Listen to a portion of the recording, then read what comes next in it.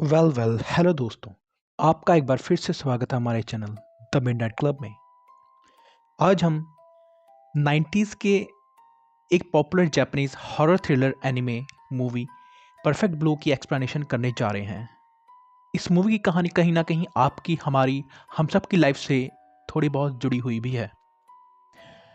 इस मूवी में ये दिखाया गया है कि कैसे एंटरटेनमेंट जगत में एक्टर्स के साथ भयावह एक्सप्लॉयटेशन किया जाता है। तो चलिए चलते हैं बिना किसी देरी के मूवी की तरफ।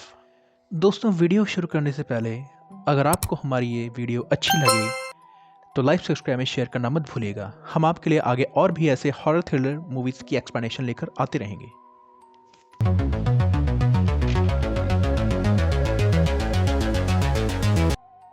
मूवी की शुरुआत में हम मूवी के मेन लीड मीमा किरिगोए से इंट्रोड्यूस होते हैं, जो कि सेंट्रल पार्क में परफॉर्म कर रही थी। वह एक जापानीज म्यूजिकल ग्रुप चैम की लीड सिंगर है और वह काफ़ी पॉपुलर जे पॉप स्टार भी है। यहीं हम मीमा की परफॉर्मेंस के दौरान ही एक सिक्योरिटी गार्ड को देखते हैं जिसका नाम मी मेनिया है। वह मीमा को सीक्रेटली लाइक करता है। किस हद तक, ये आपको वीडियो में आगे पता चल जाएगा। यहीं स्टेज के पास कुछ अजीब से लोग भी मीमा का शो देख रहे थे। ड्रिंक वगैरह करते हुए वे मीमा को उल्टा सीधा बोलना शुरू कर देते हैं, जिन्हें मी मेनिया सबक सिखाने जाता है। यहाँ मीमा की परफॉर्मेंस ओवर होती है, जिसके बाद वह कुछ इंपॉर्टेंट अनाउंस करती है। तभी मीमेनिया उन बदमाशों से लड़ने झगड़ने लग पड़ता है। ऑडियंस उन लोगों को वहाँ से भगा देती है, जिसके बाद मीमा बताती है कि उसकी ये अपने बैंड चैम के साथ लास्ट परफॉर्मेंस होगी, क्योंकि अब वह अपना एक्टिंग करियर परस्यू करने जा रही है। ये बात सुनकर मीमा के कई फैंस उसके लिए खुश होते हैं, लेकिन दोस्तों, बहुत से फैन इंक्लूडिंग मीमेनिया काफ़ी हर्ट हो जाता है, क्योंकि अब वो शायद ही कभी मीमा को as a J pop star देख पाएगा। ये मीमा की मैनेजर रोमी भी मीमा के डिसीजन से खासा खुश नहीं थी, बट वह फिर भी मीमा को सपोर्ट करती है। फॉर नाउ उसकी लाइफ यहाँ से एक ड्रास्टिक टर्न लेने वाली थी, या फिर कहें यहाँ से चीज़ें बिगड़ना शुरू हो जाती हैं। उसको हर समय ऐसा फील होता है एज इफ कोई उस पर 24 घंटे नज़र रखे हुए है। इवन उसे ट्विटर लिखा हुआ फैक्स वगैरह भी रिसीव होता है। इससे ये बात तो क्लियर थी कि ये सब मीमा के किसी पुराने फ़ैन का ही किया धरा था, क्योंकि उसके कई फ़ैन उसके जे पॉप करियर को छोड़ने के फैसले से नाखुश। अगले कुछ दिनों बाद मीमा को लेटर के जरिए एक वेबसाइट के बारे में पता चलता है, जिसे चेक करने के लिए मीमा अपनी मैनेजर रोमी से एक डेस्कटॉप मंगवाती है और इंटरनेट पर उसी फैन पेज को सर्फ करना शुरू करती है, जहां अब तक के उसके सभी इवेंट्स, आज तक के ऑल परफॉर्मेंस वगैरह अपलोडेड थे। मीमा रोमी से इंटरनेट सर्फ करना भी सीख लेती है, जिसके बाद तो वह इस फैन पेज पर घंटों व्यतीत करना शुरू करती है। उसका ज़्यादातर टाइम स्पेंड इसी सर्फिंग वगैरह में हो रहा था, बट धीरे धीरे मीमा को रियलाइज़ होता है कि इस फैन पेज पर उसकी लाइफ से रिलेटेड कई इंट्रिकेट डिटेल्स भी मेंशन है। लाइक वो कैसे कैसे प्रोडक्ट यूज़ करती है, क्या शॉपिंग करती है, कहाँ जाती है, कहाँ से आती है, इत्यादि।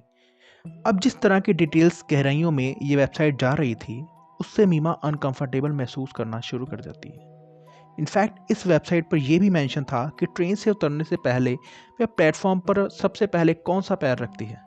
इतनी माइन्यूट डिटेल्स देखने के बाद इट वॉज क्लियर कि ये पेज कोई डाई हार्ड फैन नहीं, बल्कि कोई साइकोपैथ चला रहा है। ये सब देखकर मीमा बहुत डर जाती है। एज एन ऑडियंस हमें ये दिखाया जाता है कि ये सारे अपडेट्स उस फैन पेज पर मीमेनिया ही अपलोड कर रहा था। जी हाँ दोस्तों, वो साइकोपैथ कोई और नहीं, मीमेनिया ही था। वही क्रीपी सिक्योरिटी वाला जिसको हमने मूवी की ओपनिंग सीन में देखा। नेक्स्ट डे मीमा के एक्टिंग शेड्यूल का फर्स्ट सीन शूट होने वाला था।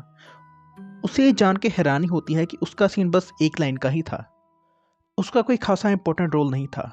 रीटेक्स पेरीटेक्स के बाद वहाँ खड़े लोग मीमा का मजाक बनाने लग जाते हैं, जिससे मीमा काफ़ी ज़्यादा डिमोटिवेटेड फील करती है। मीमा यहाँ वैनिटी वैन में बैठकर यही सोच रही थी कि वह कैसे आगे इस लाइन को डिलीवर करेगी, एज एवरीवन इज जजिंग हर। तभी हम अचानक यहाँ एक ब्लास्ट की आवाज़ सुनाई देती है। हम देखते हैं कि मीमा के एजेंट को एक फैक्स मेल आया था, जो कि उसने मीमा को पास आउट करने से पहले खुद ही ओपन कर दिया। इस लेटर से ये एक्सप्लोजन हुआ था।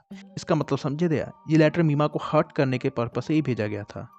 यही नहीं, इस लेटर में मीमा के डेथ थ्रेट नोट भी भेजा गया था, जिस पर मीमा का ध्यान काफ़ी देर बाद जाता है, जिससे ये बात तो साफ हो गई थी कि ये कोई हादसा नहीं, बल्कि ये पूरी तरह से प्लान्ड वे में इंटेंशनली किया गया एक्सप्लोजन था। अब तो उसे विश्वास हो ही चला था कि कोई इस पर हर समय नज़र रखे हुए है। इन सब के कारण मीमा बहुत ज़्यादा मेंटल डिप्रेशन में चली गई। प्रीवियस फ़ैन उससे नाराज़ थे, उसका एक्टिंग करियर खासा ट्रैक पर नहीं था, उसे डेथ थ्रेट्स पर डेथ थ्रेट्स मिल रहे थे एंड 24/7 कोई उसे वॉच कर रहा था। ये सब होने के बाद भी मीमा अपनी पर्सनल लाइफ में चल रहे स्ट्रगल्स के बारे में किसी को कुछ नहीं बताती एंड अपना वर्क कंटिन्यू रखती है, बिलीविंग कि one day everything will be good. वो सक्सेसफुल होकर सब कुछ ठीक कर देगी। यहाँ हम मीमा के ग्रुप को लीव करने के बाद चैम ग्रुप के 2 मेंबर्स को मीमा का मजाक बनाते हुए देखते हैं। सरप्राइजिंगली चैम ग्रुप मीमा के बिना काफ़ी ज़्यादा ग्रो कर रहा था और कहीं ना कहीं मीमा अपने डिसीजन से नाखुश भी थी और रिग्रेट भी फील कर रही थी, क्योंकि वे अपनी जे पॉप आइडल स्टार वाली इमेज को मिस कर रही थी। नेक्स्ट सीन में हम मीमा के एजेंट तोदो कोरो को और मीमा के मैनेजर को मूवी के डायरेक्टर से रिक्वेस्ट करते हुए देखते हैं कि वह मीमा को ज़्यादा से ज़्यादा लाइन बोलने के लिए दे और उसके करेक्टर को एक इम्पोर्टेंट करेक्टर की जगह दी जाए। देन सीरीज़ का राइटर न्यू एपिसोड इंट्रोड्यूस करता है जिससे मीमा को ज़्यादा फुटेज मिलती, बट इस सीन के लिए मीमा शायद ही कभी रेडी हो पाती। दरअसल जो सीन राइटर ने मीमा के लिए इंट्रोड्यूस किया वह काफ़ी फिजिकली वायलेंट होने वाला था। नॉट ओनली वायलेंट दोस्तों, बट यहाँ काफ़ी एक्सप्लिसिट सीन भी होने वाले थे, if you know what I mean. और ये सब सुनकर रूमी बहुत परेशान और गुस्सा हो जाती है क्योंकि वह नहीं चाहती थी कि करियर की शुरुआत में ही मीमा को इन सब चीज़ों से गुजरना पड़े। ऑब्वियसली ऐसा करने से एक नेगेटिव इमेज बनती एंड आप टाइपकास्ट हो जाते हैं इसी तरह के रोल्स में। रूमी मीमा से इस बारे में बात करने जाती है, जहाँ मीमा रूमी से कहती है कि वह डिसाइड कर चुकी है कि उसे एक्ट्रेस तो बनना ही है, तो वह इस सीन के लिए तैयार हो जाती है। वह इस सीन के लिए हाँ कर दी। उसके बाद हम मीमा को मेट्रो से ट्रैवल करते देखते हैं, जहाँ विंडो पर वह अपने ही ओल्ड सेल्फ को इमेजिन करते हुए देखती है, जहाँ ओल्ड मीमा इस करंट मीमा से कहती है कि तुम्हें कॉम्प्रोमाइजिंग सीन के लिए मना कर देना चाहिए था। You are not that type of girl. ये सुनते ही मीमा एक पल के लिए ब्लैंक आउट हो जाती है। उसके बाद का सीन शिफ्ट होकर स्टूडियो में आता है, जहाँ वो लोग उस सीन को शूट करने की तैयारी कर रहे थे। सीन स्टार्ट होता है एंड सीन के मुताबिक मीमा को एक कॉम्प्रोमाइज्ड सिचुएशन में डाल दिया जाता है। अब मीमा कैसे भी करके एक शॉट तो दे चुकी थी, बट यहाँ डायरेक्टर को दोस्तों वह शॉट खासा पसंद नहीं आया, तो वह मीमा को एक और शॉट देने के लिए कहता है। नाउ पहले से ही टेंस मीमा इस सीन के लिए इतना ज़्यादा परेशान हो जाती है कि वह डिजीनेस फील करते हुए फेंट हो जाती है और वहीं गिर पड़ जाती है। इसके बाद उसकी मेंटल कंडीशंस और भी ज़्यादा ख़राब होने लग जाती हैं और वह अपने ही इमेजिनरी सेल्फ को बार बार हर जगह देखना शुरू कर देती है और उससे बातें करने लग जाती है। यहाँ उसकी जो इमेजिनरी मीमा थी वह जे पॉप वाली आइडियोलॉजी से वह बार बार करंट मीमा को इंसिस्ट कर रही थी कि उसे एक्टिंग लाइन में नहीं जाना चाहिए। आगे की सीन में हम मीमा को अपने वर्स्ट पीक पर देखते हैं, जहाँ वह अकेले रूम में बहुत ज़्यादा रोती है, but she can't share her feelings with anyone. बाकी लोगों के सामने तो वह फिर भी अपना बेस्ट सेल्फ पुट ऑन कर रही थी। आफ्टर सम टाइम मीमा को वह कंट्रोवर्शियल सीन काफ़ी फेमस होने लग जाता है और न्यूज़ वगैरह और हेडलाइंस बनने लग गई थी। इसी बीच मीमा वो फैन पेज स्क्रॉल करने लग पड़ती हैं, जहाँ मी मेनिया ने आंसर्स लिखे थे, जहाँ मी मेनिया लिखा था कि मेरी मदद करो, मैं इस तरह के सीन्स नहीं करना चाहती, ये सब उस राइटर की गलती है। ध्यान देने वाली बात यह है दोस्तों कि यहाँ ये सब मीमा के बिहाफ पर ही लिख रहा था। देन अगेन मीमा की इमेजिनरी सेल्फ उसे दिखाई देना शुरू कर देती है, जो कि फिर से वही बातें रिपीट करने लग पड़ी थी, जिससे रियल मीमा मेंटली डिस्टर्ब होने लग जाती है। दूसरी तरफ हम उस राइटर को देखते हैं जिसने मीमा के लिए वो कॉम्प्रोमाइजिंग सीन्स लिखे थे। वहाँ वह कार पार्क में खड़ा था, अचानक से वहाँ चैम ग्रुप का सॉन्ग प्ले होना शुरू हो जाता है। जैसे लिफ्ट आई वह देखता है कि लिफ्ट के चौथे फ्लोर पर वह एक स्टीरियो में सॉन्ग प्ले हो रहा था। सीन कट होकर 5th फ्लोर पर पहुंच जाता है, जहां लिफ्ट का दरवाज़ा खुलते ही हम उस राइटर की बॉडी देखते हैं, जहां उसे ब्रूटली अनलाइव कर दिया गया था and his eyes were out. इस पल तक मीमा ऑलरेडी टाइपकास्ट हो चुकी थी, जैसा मैंने आपसे पहले ही कहा था। देन उसे इंडस्ट्री में रेलेवेंट रहने के लिए ऐसे ही अभद्र रोल्स एंड सीन्स करने पड़ते हैं। बहरहाल नेक्स्ट सीन में कुछ वियर्ड होता है, जहाँ चैम्प ग्रुप के अदर सिंगर्स परफॉर्म कर रहे थे कि तभी यहाँ अचानक से मीमा आ जाती है। वह सॉन्ग गाने लग पड़ती है, जिसे देखकर सब सरप्राइज रह जाते हैं और मी मेनिया भी क्राउड में ही था, जो कि ये देखकर शॉक्ड रह जाता है। वहाँ मीमा के कंट्रोवर्शियल पिक्चर्स रिलीज कर दी जाती हैं सभी के सभी, जिससे मीमा बहुत ज़्यादा शेम्ड एंड हर्ट और डिसीव्ड फील करने लग पड़ती है।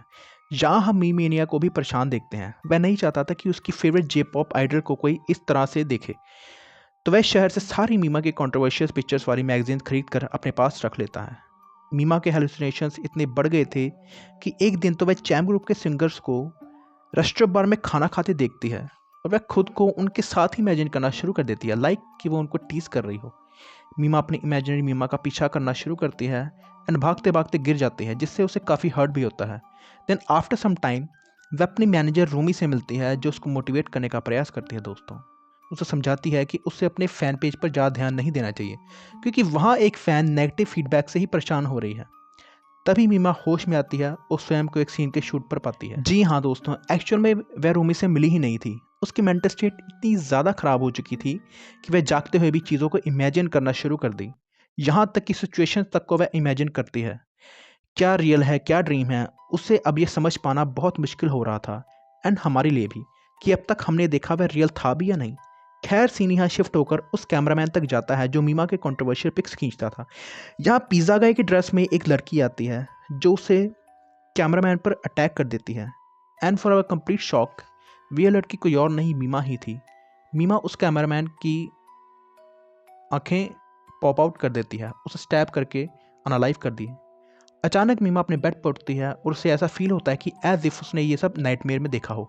मीमा को उसी वक्त मैनेजर की कॉल आती है, जहाँ वह बताता है कि उस कैमरामैन को किसी ने अनलाइव कर दिया है। ये सुनकर मीमा बहुत ज़्यादा डर जाती है कि उसे अब तक लग रहा था कि ये सिर्फ एक बुरा सपना है, बट दोस्तों it was all real. Then जैसे ही मीमा अपने कबर्ड ओपन करती है, वहाँ उसे बैग मिलता है जिसमें पिज़्ज़ा गाय का ड्रेस था। इसका मतलब समझे विनोद, मीमा ने ही कैमरामैन को अनलाइव किया। मीमा जल्दी से ये सब छिपाकर बाहर चली जाती है। सेट पर मीमा को ब्रूटल सीन शूट करना था, जिसे शूट करते वक्त उसे वहाँ डमी में कैमरामैन की बॉडी ही दिखाई दे रही थी। Then she faints. इसके बाद मीमा की आँख खुलती है और वह अपने सामने एक लेडी को देखती है जो मीमा से उसके बारे में क्वेश्चनिंग करती है। इसके बाद वह रूम से बाहर आई। देन वह अदर लोगों को भी देख पाते हैं। यहाँ हमें पता चलता है कि ये लेडी एक साइकेट्रिस्ट थी जो बाहर खड़े सीआईडी ऑफिसर्स को बताती है कि मीमा को एमपीडी यानी मल्टीपल पर्सनैलिटी डिसऑर्डर है, एंड वह कत्ल मीमा की दूसरी पर्सनैलिटी ने ही किए हैं।